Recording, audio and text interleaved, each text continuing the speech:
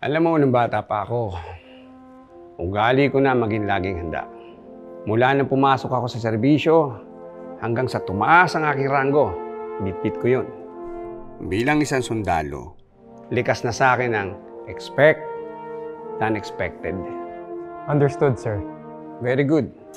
Kaya maaga ako nagsimula maghanda.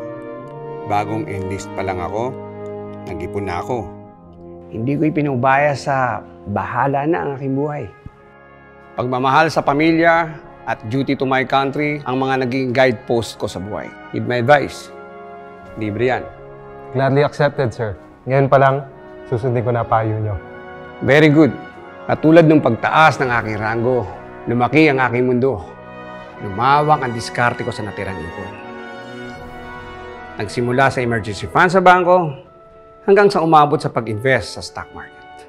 Sir, teka. Naging maluho ba kayo dati? Pamilya ko ang tanging luho ko. Para sa kanila, natuto ko mag-invest sa stock market at government bonds. Si Mrs. magaling magpatakbo ng family business. Buong suporta ko sa aking pamilya. Kaya bukod sa savings, kumuha rin kami ng life insurance, health insurance, memorial plan, at educational plan. Para kinabukasan nila, garantisado. Kumonsulta ako tungkol sa estate planning. Inaayos ko ang aking last will and testament para maipasa ko ang aking ari-arian sa aking pamilya. Yan ang laging handa. Galing, sir. Model NCO na. Father of the Year pa.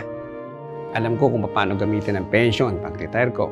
Nagsimula man ako sa mababang kita. Napalago ko sa pamamagitan ng wastong pagpaplano at paghahanda. Sobrang saludo ako sa naabot mo sa buhay, sir. Salamat. Dinggin mo ang aking payo. Hinubog ito ng mga pinagdaanan ko sa buhay.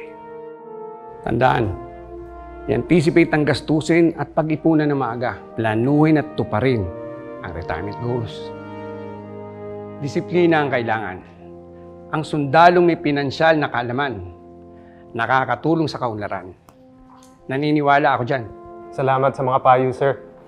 Sa totoo lang, You've always been more than a model soldier to me. you've always been my hero.